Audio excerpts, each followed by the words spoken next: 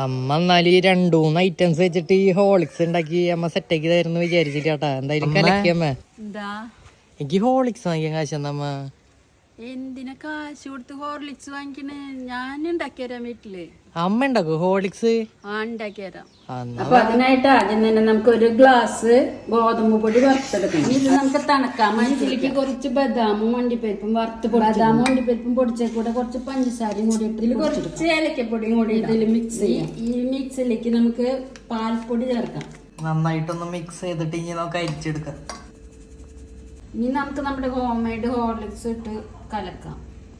ഇപ്പൊ തന്നെ കറക്റ്റ് മറ്റേ ഹോളിക്സിന്റെ കളർ തന്നെയുണ്ട്. അപ്പൊ അമ്മ നൈസില് നമ്മുടെ ഹോളിക്സ്, ഹോം മെയ്ഡ് ഹോളിക്സ് അമ്മ തന്നെ കുടിച്ചു നോക്കിയാ എങ്ങനെയുണ്ടെന്ന് നോക്കിയേ.